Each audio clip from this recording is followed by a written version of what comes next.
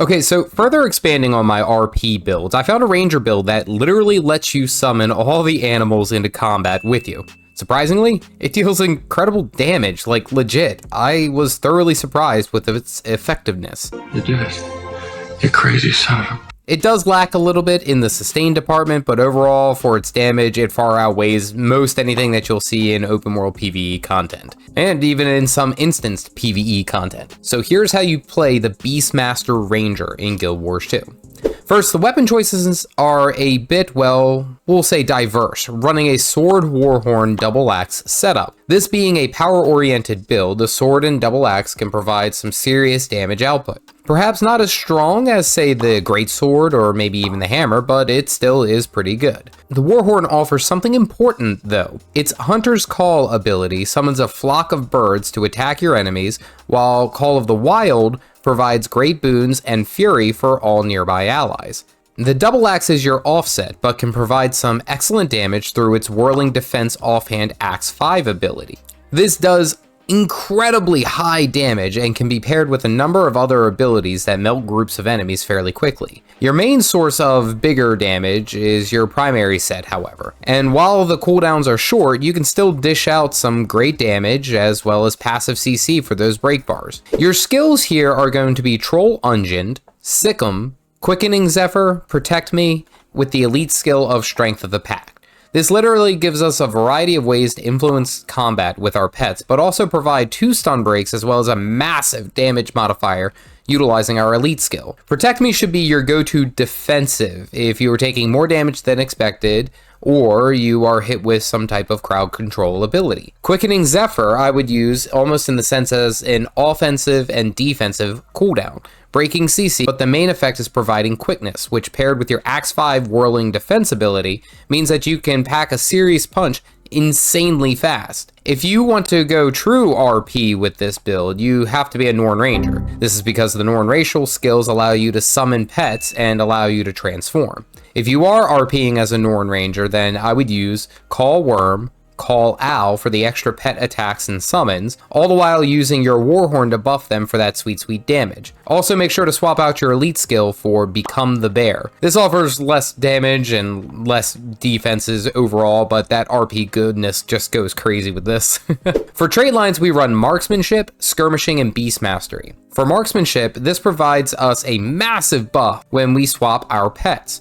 Refreshes our opening strike when we gain Fury, and of course gives us an attack of opportunity when we interrupt our foes with some type of crowd control. For Skirmishing, we run 2-1-3. This not only gives us regular uptime of Fury, but causes Fury to add additional ferocity, as well as additional critical strike chance when it's up. Also, successful dodge roll allow us more endurance via the Vigor boon, which regenerates our endurance 50% faster. Lastly, the Beast Mastery trait line improves our damage output via critical strikes, granting us a hefty amount of might when either you or your pet actually make a critical hit. With the amount of fury that we bring to the table, this buff is up all the time. You're going to get a lot of might. The improvement to axes provide us with some more balanced damage output between the two different weapon sets, but the increased ferocity can really make that whirling defense ability go crazy. For our gear slots, we can simply run Berserkers and call it a day. Seriously, Berserkers provides a ton of damage, and given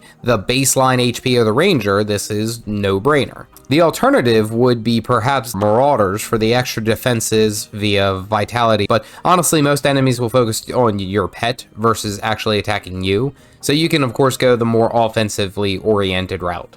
A slick trick that you can do to balance out your stats is to have your rings, amulets, and trinkets, and of course your cloak, be Marauders, which provides offensive stat values, but also layers in some defenses. For our rune, personally I like Rune of the Cavalier. This provides us with some baseline toughness, but also gets us a bit of power. Not to mention the extra movement speed is just perfect for any type of situation. Now, for sure, this can be swapped for a number of different things, or different runes, but overall the balanced movement with damage and defensive, it just all works well. For the relic, I went with Relic of the Warrior. This allows us to swap weapons more often and gives us always something to be pressing. But more importantly, when we swap weapons, we gain Fury, which causes us to gain a new opening strike for some extra hefty damage. The hold system feeds itself forward. For weapon sigils, I like the simple Sigil of Force and Sigil of Rage. This gives us a burst of quickness when we hit in combat, but then also offers just a flat 5% increase outgoing damage. You can't lose here. Also, as a side note, I missed the old rune of the ogre that summoned a rock dog when you were in combat.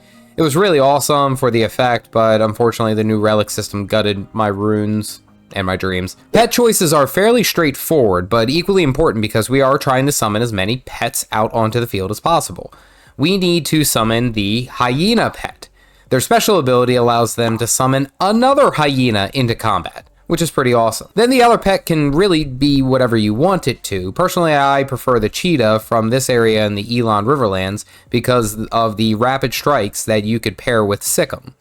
If you want extra pet credit, you can also get the ogre pet whistle to summon more animals to the field. We can still get that rock dog out there. The playstyle of this build is to line up all of your abilities with having your pets out, and then buff them all to deal massive damage. Once you have summoned your hyena ally, start damaging with your warhorn, pop your elite skill, and start wrecking face. Because you stack more might the longer you are in combat, your basic attack combo will be hitting for averages of 3 to 5k, depending, and skills like Pounce can hit for nearly 10k.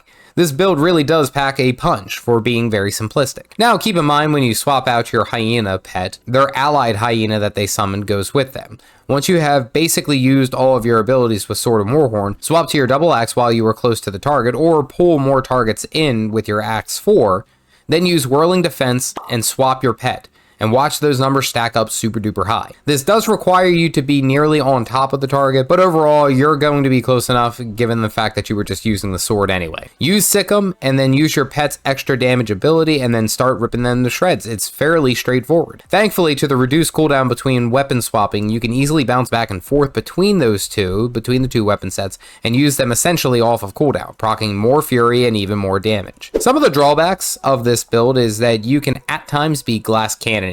You don't have a whole lot of defenses in the, we'll say, defensive department, and rely on your heal skill purely for any type of regeneration. Also, heavily damaging conditions can be problematic as you don't really have a reliable condition cleanse. You would perhaps need to swap out skills or even trait lines to provide the sustain needed, but honestly, offense is the best defense. My suggestion, if you are interested in more of a sustain build, would be to go for the nature magic or wilderness survival lines in place of, say, the marksmanship line. This hurts overall damage, but makes you be able to survive longer. Lastly, I will say that with this particular build, it doesn't do too much in the direct crowd control department. It has a lot of passive slows as well as immobilize, so if there is a target that needs a stun or a break bar snapped very quickly, it could be a little bit slower, so keep that in mind when dealing with open world bosses or even grouped instances bosses. Overall, I'd say this build works amazingly for open world content and even has some instance PvE influence. Not only providing decent damage for yourself, but having an army of wild pets attacking in your stead is pretty cool. I will say that this is not a top DPS or an optimal build, so don't go into it with this expectation. This build gives core rangers something to work with that is not only thematically cool, but can also pack a punch. Who knew? If you want to see my Pirate Thief build, which is somewhat of an RP build but actually really cooks, click this video here. Stay caffeinated, folks.